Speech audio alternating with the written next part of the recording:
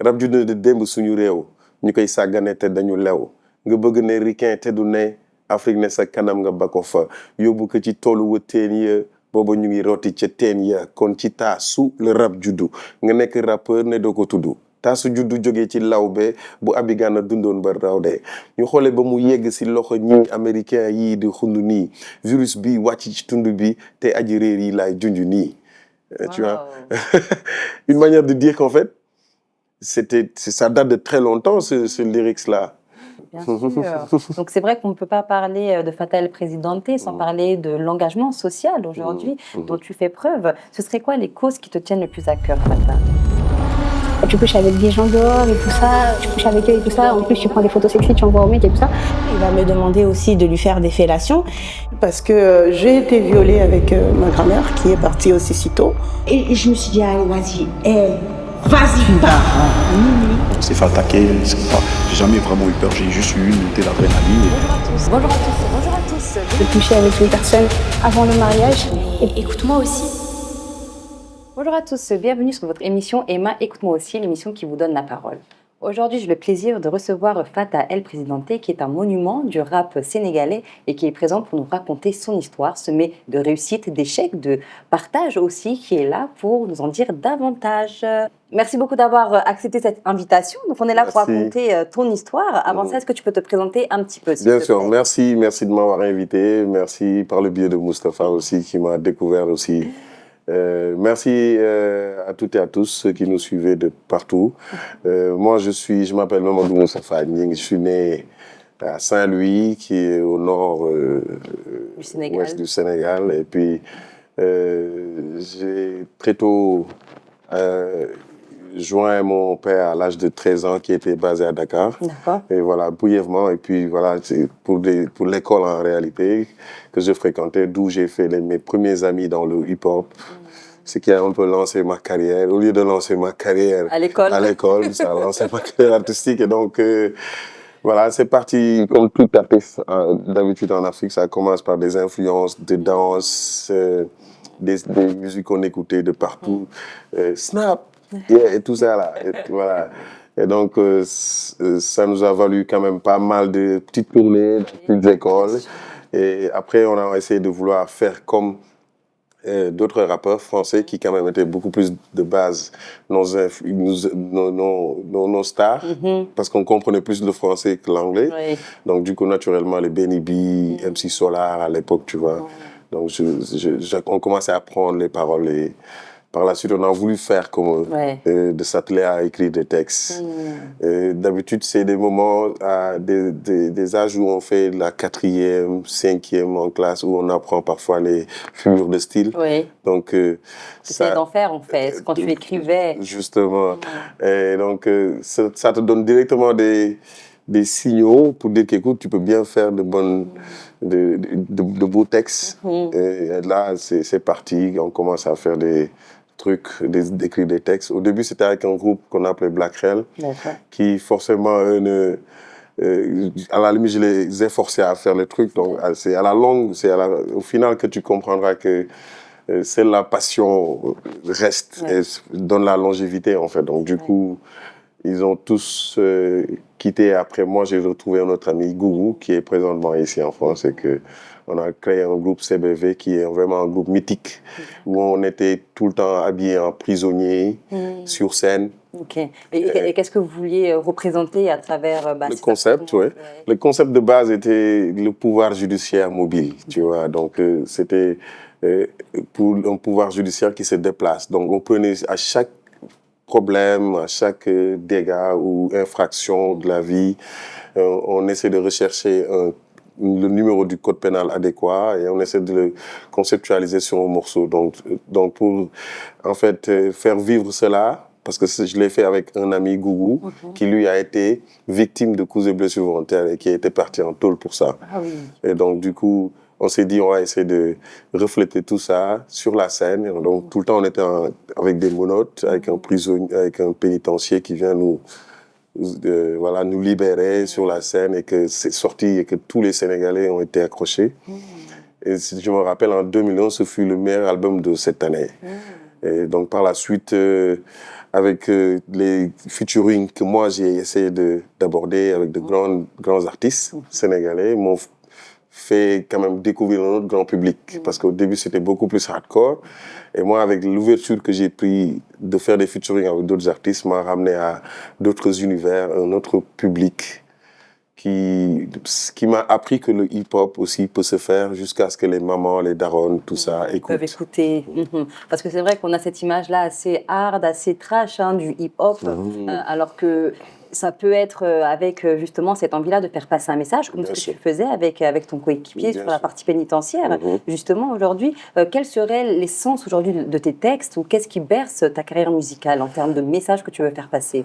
En fait, on était quand même, c'est de ça qu'il s'agissait, parce que le fait qu'on aime cette culture nous a poussé à faire des recherches, à comprendre exactement que c'est une musique de revendication, certes, mais aussi d'éducation. Donc, on avait quand même beaucoup plus misé sur l'aspect d'éducation. Et que plein de rappeurs, ils viennent avec l'argne et tout ça, sans essayer de faire... Il y a des rappeurs américains qui sont connus pour être des lyricistes, qui se retrouvent à des endroits aux États-Unis, par exemple le Lyricist Lounge, des Mos Def, Common Sense, Talib Kweli, c'est des artistes vraiment pionniers qui sont des fans de l'écriture, ne serait-ce que la belle écriture.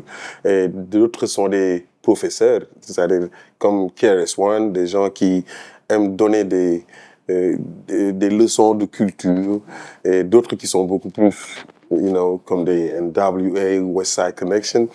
Et c'est ainsi que, pour moi, il y a beaucoup plus d'aspects. Maintenant, tous les rappeurs, tous les artistes se retrouvent et choisissent, en fait, le choix qu'ils ont le plus pour quand même impacter le peuple. Donc, nous, on avait beaucoup plus misé sur l'aspect éducatif, et puis c'est ce qui nous a donné beaucoup plus de succès. Et de là aussi, jusqu'ici, moi, je suis beaucoup plus dans l'art de vouloir faire de beaux textes, mais aussi plein de sens, quoi. Donc c'est vrai qu'aujourd'hui, tu es le précurseur du rap sur la scène sénégalaise musicale. Qu'est-ce qui t'a poussé envie de faire ce choix-là du rap? Parce qu'il y a beaucoup de musique aujourd'hui au Sénégal, de rythmes, de projets musicaux en tout cas. Qu'est-ce qui t'a donné cette envie-là d'être dans le rap? Il faut dire qu'en fait, on a quand même, le Sénégal manquait pas de pionniers du hip-hop. Nous, on fait partie de la deuxième ou même troisième génération. Donc, il y avait les Positive Black Soul qui, quand même, ont eu la chance de découvrir le monde à travers le hip-hop, qui étaient vraiment des stars pour nous, et Darji, tout ça. Il y avait à l'époque la chance d'être signé par de majors, de grandes maisons de disques ici, à l'époque. Universal pour certains, je pense, et d'autres. Et donc, au retour au Bercail, à chaque fois, nous, ça nous donne directement le rêve de devenir ce qu'ils étaient. Et la malchance que nous avions, c'est d'être venus en France pendant que les maisons de disques étaient en train de se fermer. Et de se quitter de leurs grands artistes. Ils gardaient juste les plus grands noms, les Beyoncé, tout ça. Et donc, nous, ils nous faisaient... c'est là où on commençait à parler d'autoproduction, en fait. Que chacun aille produire son truc. Et si la grande maison est intéressée, peut venir comme une maison d'édition, tu vois.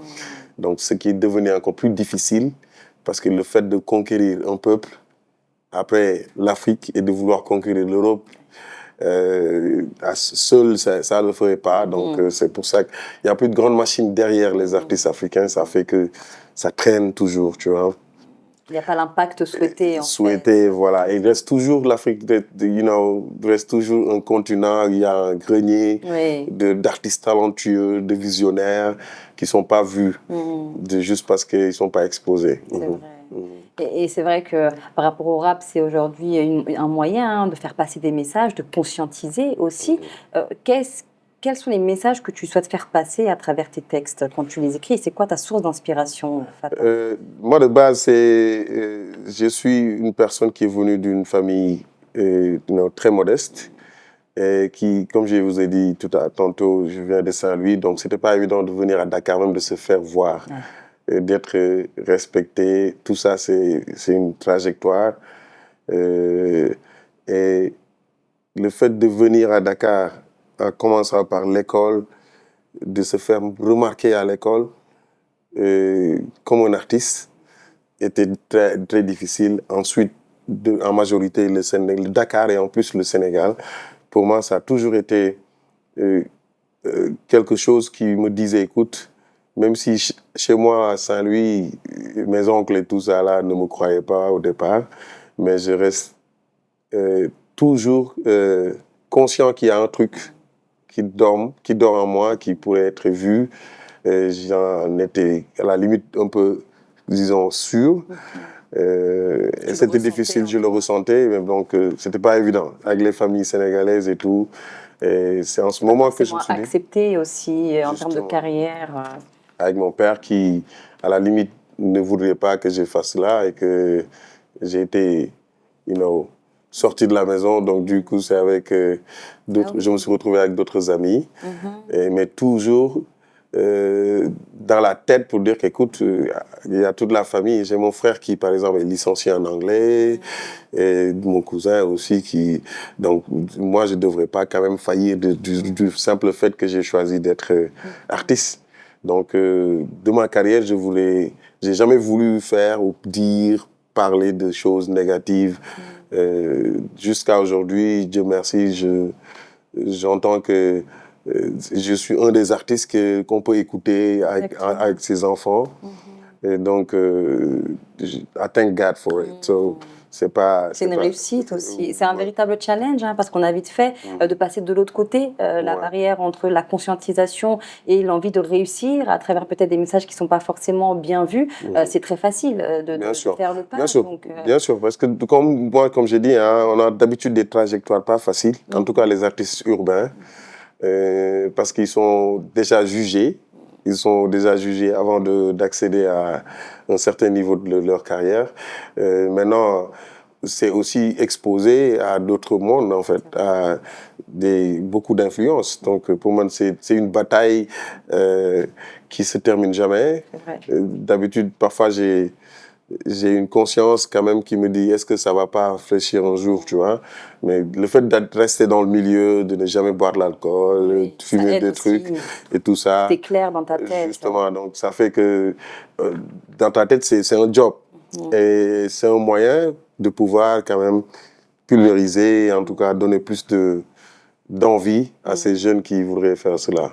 Et est-ce que le manque de soutien de ta famille aussi, elle t'a pas des fois fait défaut dans le sens où tu t'es dit mais à quoi bon perdre ma famille si c'est pour faire du rap, ou est-ce que la passion que tu avais en toi, elle était plus forte en fait, que tu préférais même perdre les membres de ta famille mais continuer à vivre de cette passion-là? Oui, bien sûr, mais en fait le fait que tu sois issu d'une famille aussi modeste, la question de la musique et de soutien ne se pose pas. Les gens n'ont rien à foutre, tu vois. Tu vois. Écoute, tu te débrouilles, quoi. Déjà, qui ne donne aucun crédit, tu vas pas te demander à ce qu'on t'aide. Donc, bref, c'est pour dire qu'en fait, je me dis qu'en fait, parfois, il faut quand même accepter de vouloir foncer ou quand même faire bouger les choses. J'ai un neveu qui est toujours à Saint-Louis, qui, à chaque fois que je viens, je lui dis, écoute, boy, il faut que tu quittes cette maison-là, il faut que tu sortes. C'est là que tu vas apprendre et que pouvoir prendre les choses. Mais on est d'habitude issus des familles qui sont très conservatrices et qui ne voudraient pas que tu sois exposé. Donc moi, ça a été vraiment une chance pour moi.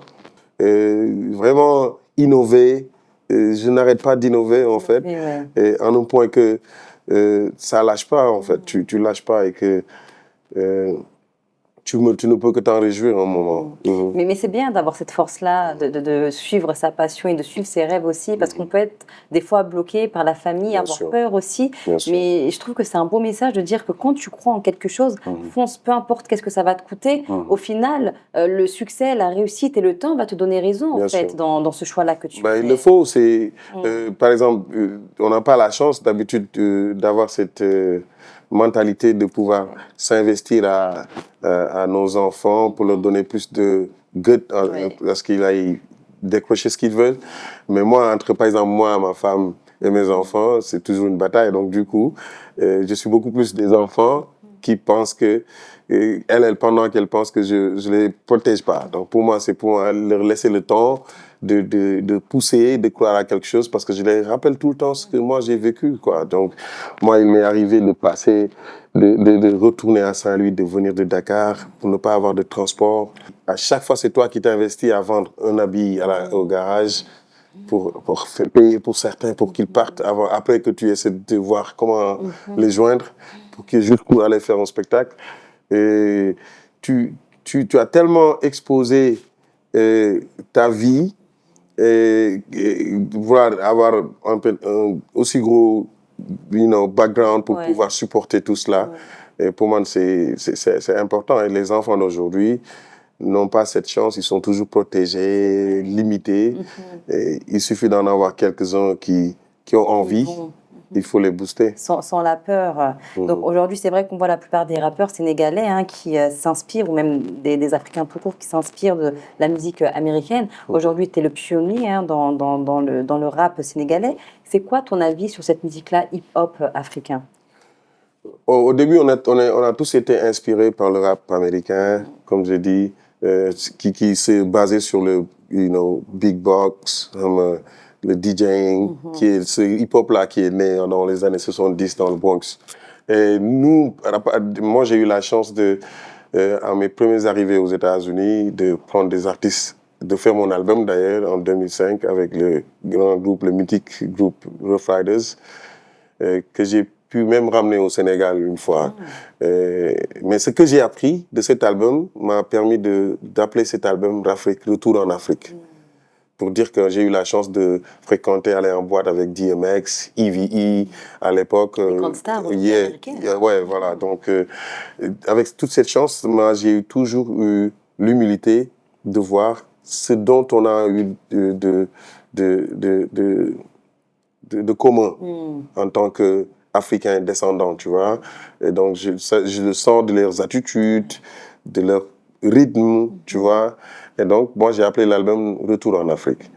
Et donc, c'est au moment où, quand même, toute cette génération avec qui je partageais le hip-hop au Bled, ils n'étaient pas prêts pour m'accompagner à dire qu'écoute, le rap vient d'Afrique. Et donc, j'étais pas à écouter. Donc, du coup, j'ai vécu plein de clashs, des gens qui me parlent mal, qui écrivent des textes indécents, qui me descendent, juste parce que c'est de la musique, des choses que tu n'aimerais pas que tes enfants même écoutent, juste parce que c'est de la musique. Ils m'ont appelé, parce que quand même, j'ai toujours aimé être bien habillé, tout ça. Ils m'appelaient des mannequins, comme je viens de Saint-Louis, ils m'appellent Fatou Nyingue, Fata, donc ils font Fatou. Et plein d'autres choses qui, aujourd'hui, me disent que quand même, le pauvre, j'ai été résistant, juste parce que c'était une question de vision. Et le temps m'a donné raison aujourd'hui de voir cette nouvelle génération, de faire tout ce que je disais.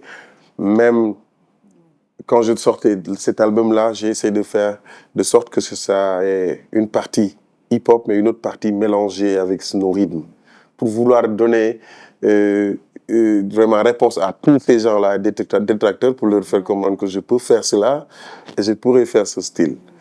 Et donc, c'est ce que je ne voudrais pas que cette génération s'occupe, parce que la musique est maintenant au-delà de ses limites. C'est vrai. Parce que c'est ce qui a fait aujourd'hui que des musiques comme les Nigériens ont quand même dépassé encore. Alors que nous faisions partie des premiers en Afrique. Les premiers artistes à signer dans de grandes maisons de disques, c'est les PBS, avec l'aide d'MC Solar et tout ça là. Aujourd'hui, si on voit que la tendance a tourné carrément vers le Nigeria et tout ça, ça veut dire qu'on a quand même du travail à faire encore. Bien que ce soit l'Afrique de manière générale, mais ce qui est important, c'est de toujours retrouver ce rythme africain, le moderniser en un point que le monde soit habile à écouter. Exactement, conquis, voilà. C'est ça. Et c'est vrai que tu as été aujourd'hui un des premiers à mélanger le rap et le mbalar aussi. C'est quand même un choix très audacieux. Qu'est-ce que tu as voulu faire passer comme message à travers cette fusion-là?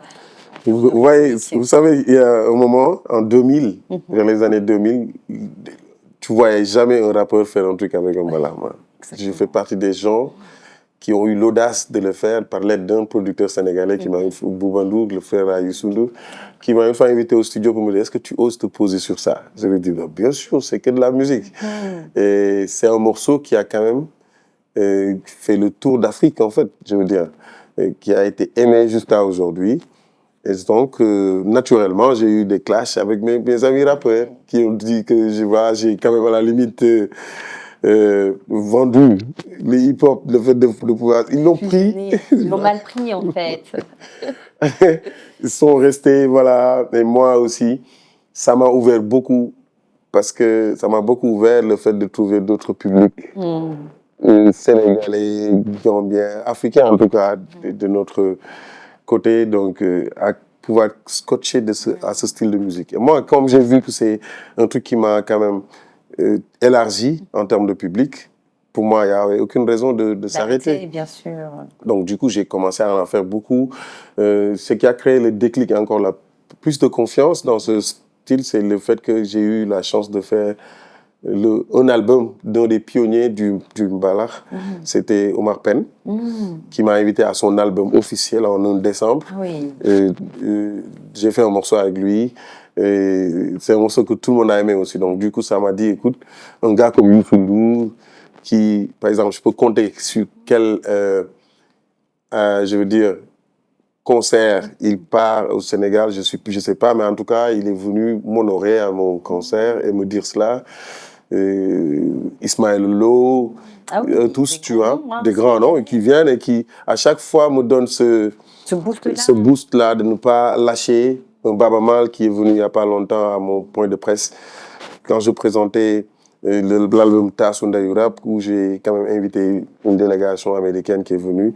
Il me dit, Fata, dis-toi que tu viens de commencer ta carrière, parce que eux, ils n'étaient pas assez appropriés à pouvoir tenir ce discours, parce que c'est une musique un peu spécifique. Mais il me dit que le fait que tu oses en parler et le faire aujourd'hui, dis-toi que c'est le chemin à prendre. Donc pour moi, le rap a toujours été une musique assez jalouse, à la limite sectorielle, mais ça reste une musique. Mais c'est bien que tu sois resté comme tu es, en fait, que tu t'es pas travesti dans la musique et que ce que tu as voulu faire, en fait, tu l'as fait, peu importe qu'est-ce que ça t'a coûté, parce qu'aujourd'hui, on te donne raison à travers les compositions que tu fais, à travers aussi les featuring que tu fais. Donc ça, c'est très bien de garder son identité et son genre musical et d'y croire surtout. Pas être peut-être influencé par les tendances pour faire plus, pour être quelqu'un que tu n'es pas, mais continuer dans cette voie-là qui, au final, te donne raison. Mais en termes de pression psychologique, parce que j'imagine que quand on te fait croire que voilà, c'est pas bien ce que tu fais, que c'est pas comme ça qu'on doit faire le rap, ni la musique, comment est-ce que tu as fait pour aller au-devant, en fait? Parce que ça a dû être dur, à un moment donné, de te rendre compte que c'est comme si personne ne croyait en toi, en ce que tu faisais. Comment est-ce que tu as fait pour garder le mental et pour aujourd'hui être là où tu es, en fait? Bon, c'est des moments où, quand même, tu te vois essayer d'être réduit, parce que je ne dirais pas que tu as été réduit, ça, mais de faire douter de ta personne, parce que c'est avec les mêmes jeunes avec qui tu as quand même... Quand je dis qu'en 2000, j'ai sorti un double album, je suis le seul Sénégalais qui a pu faire ça à l'époque, le premier en tout cas, avec mon groupe CBV, que cet album est parvenu à être le meilleur album de cette année, et juste après me voir changer radicalement, en tout cas, de style et de faire un truc comme ça, que d'être jugé et ne plus te voir comme être un vrai artiste, tu vois. C'est difficile, quoi. Maintenant, la question était de voir comment, dans la durée, tu pourrais quand même soutenir cela. Maintenant, tu te vois être jeter même des pierres en plein concert, tu vois. Ah ouais, c'est pas facile, hein. Pas facile du tout, hein. Mais toujours est-il que, pas plus tard qu'hier, j'ai eu un message que peut-être que je vais te faire parvenir, d'un gars qui me dit, il y a plus de 20 ans que je te suis, et qu'au début, j'étais un fan, naturellement, sans savoir le concept que tu développais de Tassounda Yurap. Mais aujourd'hui, je vois clairement ce que tu voulais nous faire comprendre, tu vois. Et il n'y a pas un jour qui passe où j'entends pas qu'écoute Fata, tu as eu raison sur nous. C'est ça la réussite, en fait. Voilà, pour moi, c'est clair que c'est difficile, mais on ne pourrait pas finir de citer les nombres de choses, les nombres de bassesses qu'on a essayé de faire sur ton nom. Ne serait-ce qu'en tant qu'artiste connu dans le pays et qu'on fasse des concerts et de ne pas être cité, ça fait quand même mal. Voyez-vous, donc le fait de faire des concerts ou je sais pas, des rencontres et que tu apprends cela après, ça fait mal en tant que rappeur. Tu te vois être boycotté facilement, quoi. Donc, le public, il commence à croire que tu n'es plus crédible. Tu vois, tu sais, le rappeur, en réalité, ce qui lui vaut le plus de dignité, c'est d'être crédible dans son quartier, dans son truc. Mais tu as eu la foi en toi. Oui. C'est ça. Il y en a qui te touchent jusqu'à te dire, de dénigrer, en fait, de dire des choses qui sont quand même assez ignobles, en fait. Mais c'est ce que tu dis, en fait, c'est toujours le fait de pouvoir rester solide et de dire qu'écoute, ces gens-là ne te connaissent pas, hein, et tout ce que tu dis, te concerne directement, quoi. Donc, il y en a d'autres qui vont se refléter par rapport à cela, et ceux-là sont vraiment beaucoup plus importants. Et il y en a d'autres qui, jusqu'à aujourd'hui, je te dis, qui ne voudraient pas écouter un truc de Fata, ce qui est naturel parce qu'ils ont grandi avec ça dans leur esprit. Et moi, pour moi, la musique, il est important d'impacter et de créer en tout cas un legacy. Et pour ceux qui viendront, c'est ne pas être jaloux et ne pas être et rester généreux. Et la musique, ce n'est que ça. Hein, c'est de la passation aussi de talent. Hein. Justement. C'est important. C'est ça. Quand je vois, on a fait l'Arena entière, l'Adidas Arena, et quand j'ai eu cette vidéo d'un jeune frère Ngaka, Blindé, qui est quand même assez connu aujourd'hui au Sénégal, qui dit qu'il a tout appris de moi, tu vois, donc c'est des trucs qui te font... Il y a pas mal de rapports aujourd'hui au Sénégal. Ouais. Et je pense que ça valait la peine. Bien sûr. Donc c'est vrai qu'on ne peut pas parler de Fata El Presidente sans parler de l'engagement social aujourd'hui dont tu fais preuve. Ce serait quoi les causes qui te tiennent le plus à cœur, Fata? Moi, c'est un Sénégal équitable, très calme de son renom et de cette teranga sénégalaise, qu'elle soit maintenue. Aujourd'hui, on vit un pays un peu divisé quand même, pour être sincère, et juste par la politique. Et moi, je me suis toujours investi à dire quand même des textes. C'est dans mes répertoires que je l'ai dit, hein, pas parce que c'est dans le discours. Même parfois pour essayer de rester neutre. Le Sénégal a dépassé un moment tragique qui allait être vraiment très dur parce qu'on a perdu 80 de nos jeunes juste à cause de la politique. À cause de la politique. Et il est arrivé à un moment où, en tant que Sénégalais, à la limite, les gens ils te disaient, les artistes qui ne parlent pas sont complices. Tu es d'accord avec ça? Moi, non, du tout. Moi, je suis resté constant, quand même, à vouloir faire comprendre aux gens que, écoute, pour moi, ce qui règle les choses, c'est dans les urnes. Je suis de cet état d'esprit. Mais c'était quand même des moments très délicats où on obligeait les gens à dire des choses. Et ils ne te demandent pas de dire des choses parce que le peuple est assommé, mais non, ils te disent de dire des choses et de prendre parti. C'est ça. De prendre parti. Et pour moi, heureusement, thank God, on a dépassé cela malgré tous nos perdus. Et j'espère que lumière sera faite pour cela, mais moi, je souhaite que ce Sénégal reste ce beau pays de teranga. Parce que comme j'ai dit, hein, on est juste des ambassadeurs. J'ai fait un morceau où j'ai appelé une belle vidéo que j'ai montré les beautés des mangroves, de Saint-Louis, dans le sud, tu vois, que j'ai appelé Welcome to Sénégal. Et quand je le faisais de manière spontanée. Donc, on aime notre pays, on aimerait que cette teranga-là soit encore revue, que le président actuel et d'ailleurs qui a ce profil de pouvoir fédérer, rassembler tout le Sénégal en même temps. Donc c'est vrai que tu as contribué à l'émergence de beaucoup de jeunes aujourd'hui, talents sénégalais, comme je cite Ngaska, Omzo, KMT. Quel regard est-ce que tu portes sur ces jeunes-là aujourd'hui, à qui tu passes le flambeau? Moi, la dernière fois quand j'ai rencontré un artiste comme Ngaka, c'est ce que je lui ai dit, écoute, tu viens de sortir un album, mais je trouve que tu as envie de prouver toujours au street, à la rue, que tu es là, quoi, tu vois.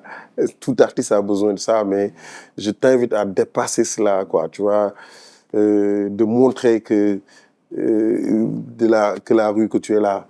On a vu nos frères, nos grands frères qui sont passés et qui ont quand même représenté le pays, mais qui n'ont jamais pu artistiquement franchir de grandes choses parce qu'ils sont artistiquement limités, parce que personne qui est au pays, qui sont prêts à te critiquer, à te faire des choses que il faut se lâcher, qu'il ne faut pas vivre ce que moi j'ai vécu.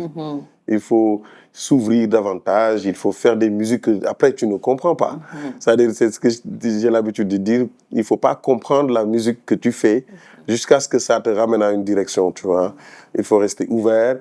Et ça, c'est difficile pour un jeune talentueux sénégalais qui aujourd'hui commence à être connu et de dépasser les frontières, parce que le Sénégal reste un petit pays de 18 millions de personnes, dont il n'y a que 3-4 millions qui écoutent la musique. Parce qu'on te dit, à chaque fois qu'on fait des de versement au niveau de la SODAV, pour les reversements des droits d'auteur, tu te rends compte que si c'est à 100%, les 75% sont partis pour des musiques confériques. Ça veut dire beaucoup de choses aujourd'hui, parce que à 25% pour nous tous des artistes, ça veut dire qu'on n'est pas beaucoup bien écoutés, quoi, tu vois. Donc pour sortir dans ce truc-là, il faut fusionner, il faut se laisser aller artistiquement. Et pour moi, c'est ce que je leur demande. Parce que nous tous, on a eu des blocages, on reste des artistes authentiques, quoi qu'on dise, pas ouverts à faire certaines vidéos, aller s'ouvrir un peu à ce qui se fait dans le monde. Et c'est ça la clé. Donc aujourd'hui, c'est vrai que tu es suivi par des milliers de jeunes partout dans le monde. Quel serait le message que tu aimerais leur faire passer à ces jeunes-là? Pour moi, c'est le plus important aujourd'hui, c'est de rester authentique. En ce qui concerne l'évolution, en tout cas de la technologie, on voit que ça nous ramène à un niveau où l'humain n'a plus quasiment sa place, Et donc pour moi, c'est une bataille à se faire contre Elon Musk, parce que si tu vois l'univers que ça nous ramène avec le AI et tout ça, les robots dans les maisons et tout ça, ça va tellement vite que aujourd'hui les gens n'ont plus cette passion de rester ensemble, de communier. Et pour moi, c'est très important. Bien qu'on a tous envie de laisser nos enfants et nos jeunes de s'ouvrir à ce que le monde fait aujourd'hui, mais l'idéal est de rester à cheval et de rester toujours concentré avec la famille et de ne pas perdre tout ça, parce que c'est ce qui nous ramène à devenir des êtres humains, à se reconnecter à nos sources, comme on dit Tassoum Dayourab, c'est-à-dire bien qu'on aime le hip-hop, mais on reste fidèle à ce que nos ancêtres ont été déportés de loin, ramenés jusqu'aux États-Unis. Et afin de vouloir... Aujourd'hui, on est fiers de voir j'ai des amis américaines qui reviennent en Afrique parce qu'ils ont découvert, de par leur DNA, qu'ils sont à 70% sénégalais. Et tu en es fier. Donc, il est important de rester naturel et spontané. Et voilà, je pense que j'invite tout le monde à la communion, à partager vraiment l'humanité en son vrai sens. Donc c'est vrai qu'il y a ce concept-là, Tassoum Dayourab, qui retrace un peu tout ce que tu viens de dire. C'est aussi le nom de ton dernier album. Ton dernier album. Est-ce que tu peux nous chanter un petit extrait des chansons que tu as composées? Ouais, en fait, je te fais une chanson, ouais, quelques lyrics qui, imagine, ça date de 2005. Et qui ne fait pas partie de cet album, mais qui résume cet album. Ok, super. Oui, qui résume cet album. Parce que j'ai dit, rap juddu na démb suñu réew ñu koy sàggane te danañu lew. C'est-à-dire, le rap est né de très longtemps chez nous, mais on a été négligent de nous laisser les prendre. Et voilà, donc je vais aller très rapidement, mais en résumé, je vais te faire le truc. Rap juddu na démb suñu réew ñu koy sàggane te dañu lew. Nga bëgg ne ricain te du ne Afrique ne sa kanam nga bako fa yóbbu ko ci toolu wëteen ya booba ñu ngi rooti ca teen ya kon ci taasu le rap juddu nga nekk rappeur ne doo ko tudd taasu juddu jógee ci lawbe bu Abigana dundoon ba raw de ñu xoolee ba mu yegg si loxo ñi américain yii di xund nii virus bi wàcc ci tund bi te aji réer yi laay junj nii. Tu vois une manière de dire qu'en fait ça date de très longtemps ce lyrics-là, mais c'est ça en résumé. Ça veut dire qu'on a écouté le rap, c'est ce que je disais, écoutez les gars, le rap provient de chez nous, préservons-le, montrons les similitudes, approprions-nous le nous, parce que tout simplement l'Amérique a eu beaucoup plus de chance de montrer de manière moderne en fait ce qu'ils font. C'est ce qu'on parle de soft power, qui fait que on était quand même assez démunis pour ne pas le faire. C'est vrai. Mais aujourd'hui quand même les enfants africains sont nés conscients, ils peuvent quand même se revendiquer d'être les dépositaire même du hip-hop dans son vrai sens en fait. Merci beaucoup Fata El Presidente pour ce beau témoignage et surtout pour ces beaux conseils que tu donnes vraiment. Merci. On voit cette envie de conscientiser la jeunesse à travers le rap et on peut que te féliciter pour ça. Merci Emma, c'est moi. Avec grand plaisir. Merci. Et merci à vous d'avoir regardé cette interview jusqu'à la fin et je vous dis à très vite pour une nouvelle émission de Emma Écoute-moi aussi. Ciao. Sénégal la fi ëpp sëriñ da ngay douter ci taasu la rap juddu kenn douter du ko da ngay douter yow da ngay douter laajuma la sa avis si li may def jéemal dox te gëm sa bopp te nga gëm sa bopp sama aada rek lay topp bañ complexé xeeb sa yëf yi bopp ndax ànd boo dem fekk fa borom topp dëgg